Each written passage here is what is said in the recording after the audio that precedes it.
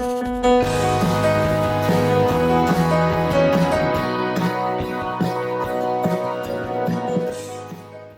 right, time now for Living Well. Let's meet our panelist, psychologist Dr. Gans Ference. Dr. Gans, how you doing, buddy?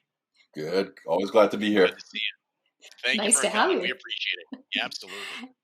And personal fitness trainer Chris C. Hi again, Chris. Hello.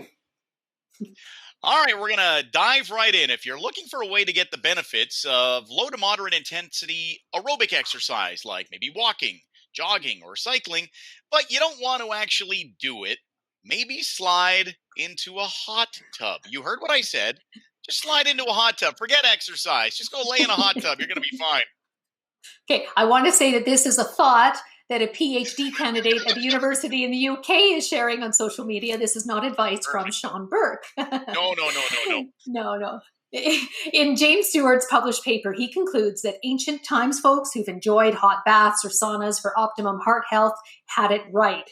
He and his colleagues have been reviewing passive heating on the body, like from spas or saunas, and claim that the health benefits do mirror those we get from easy exercising. All right, Chris, we're going to start with you, buddy. Do you agree with this theory? We have a hot tub, and I basically liken it to a soup full of yuck. Nobody wants to go in there. We don't invite anybody over to it because I wouldn't put anybody through that. It's my yuck, and I lay in it. What do you think? So, how do I even start with this? Okay, let's break it down with taking Sean's hot tub out of the equation, and then we'll get back to that sort of later on. But the theory behind it, and I actually was in a bit of disbelief when I looked at it, kind of holds true with an asterisk, right? So the reason why it holds true to a certain degree is when we heat the body up to a certain temperature, our heart rate increases, our breathing increases naturally. So that, if you're looking at a population that is relatively sedentary, so for the world, that's 34% of men, about 45% of women that are relatively inactive. Inactive can't achieve about 115 minutes worth of moderate high intensity exercise on a weekly basis. In Canada or North America, more accurate to say about 80% of the population. So anything that raises your heart rate to a certain degree will provide some level of benefit in the end.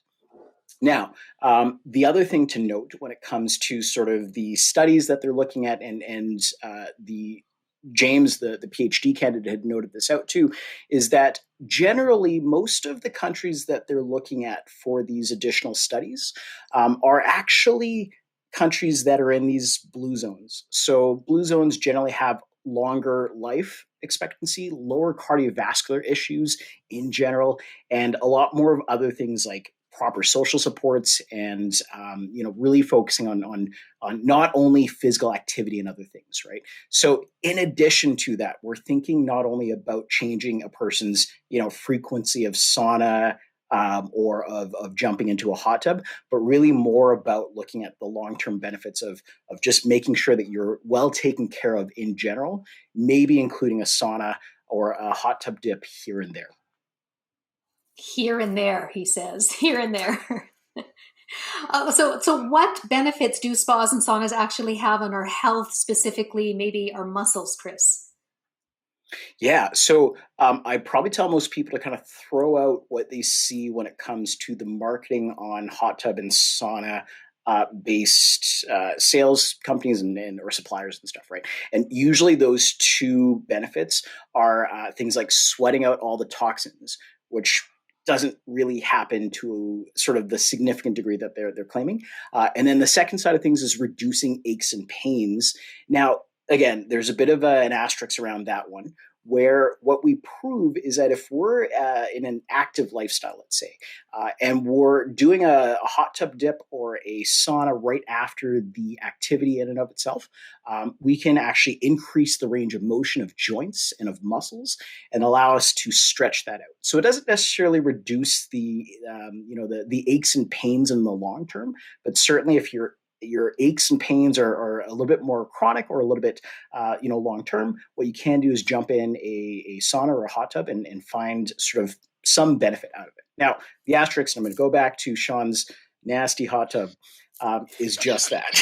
Okay, so in many cases, if you look more especially at saunas that are available at gyms or other health facilities, I mean, they're closed probably about 80% of the time, like more frequently than gyms were closed during COVID-19 is sort of the long-term closure, right? And that's primarily because it's very difficult to control everything from bacteria growth to sort of whoever else is in the sauna with you.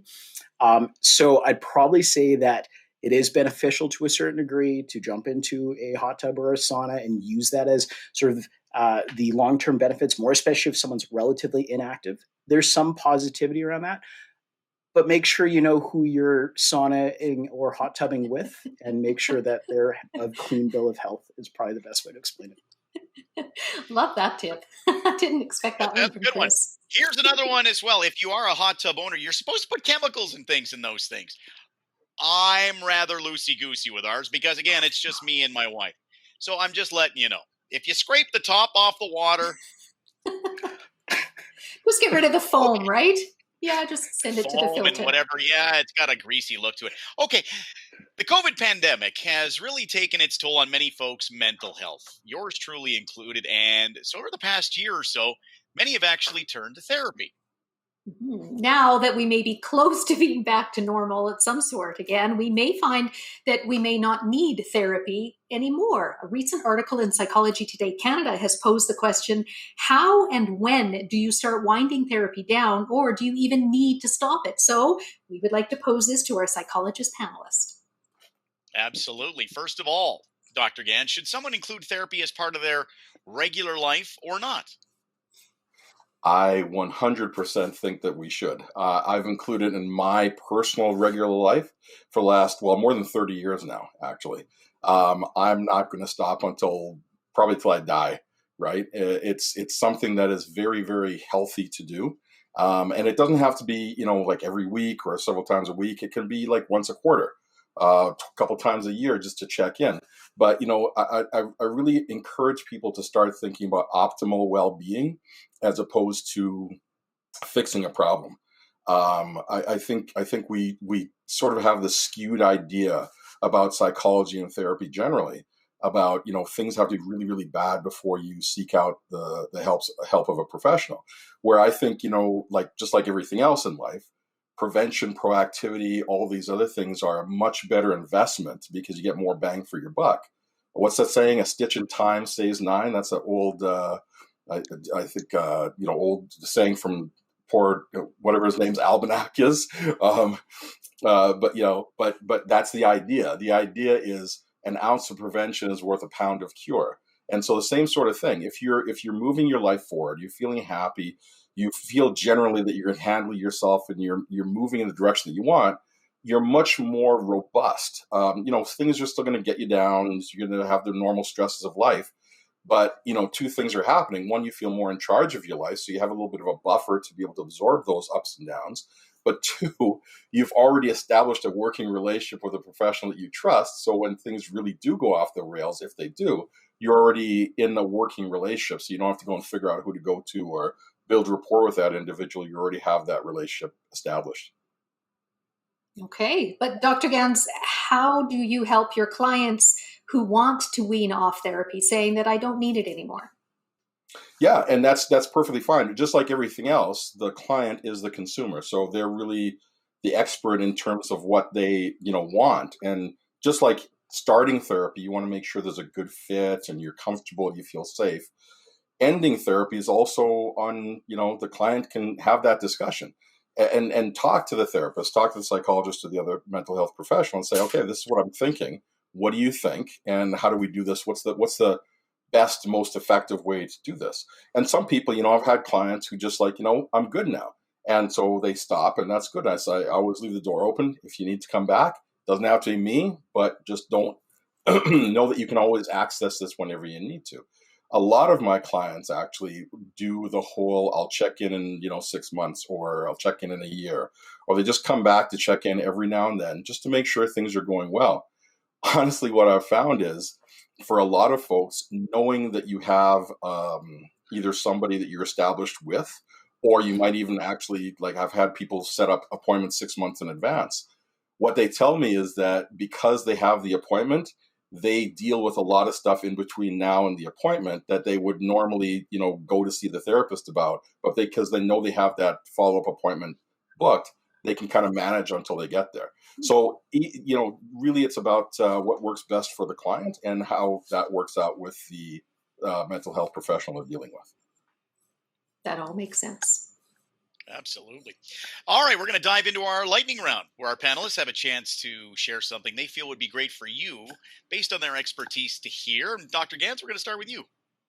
Perfect. So mine is actually from the Psychologists Association of Alberta, and it's just a little infographic, real easy, quick, and it's something to help your kids have good mental health this summer.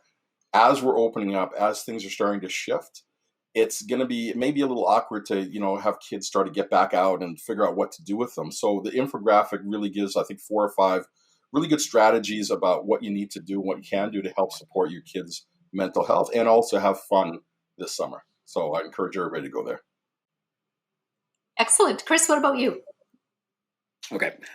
Mine's kind of in the same vein as we're talking about things that are opening up, especially in the summer. And there was a recent New York Times article that actually talked about how now is actually a great time to do a 10-day challenge. And whether or not that is a conversation around increasing your activity, maybe let's avoid the sauna, but increasing your activity on a 10-day basis. For people that are, let's say, running or cycling or doing something already, how do I increase the intensity for 10 days? And then really assessing whether or not that habit that you're maybe starting, so again, maybe 10 minutes worth of walking on a daily basis, is something you can adhere to. Or if it's something that you might want to sort of ditch and let go. So I think that's really sort of the nice focus in the next 10 days or so worth of time, really trying to learn how to pick up some new habits, change some habits, and again, throw away things that might not be necessary in your life. I like that. I like that it's short, your advice. Sean? A 10-day challenge. All right, 10 days. I'm going to go without eating in bed. Okay. I'm going to hold you to that. It happens a lot. I've got a side table full of snacks, so I'm just letting you know, but I'm going to give it a try. Okay, I always wonder why, I wonder why the dogs sleep on my side. It's because if I move a little bit, there's crumbs underneath me. All right. Well, thanks, you two. That's psychologist Dr. Gans Ference and personal fitness trainer Chris C. Always a lot of fun, guys. Thank you, too. Thanks a lot. Thank you.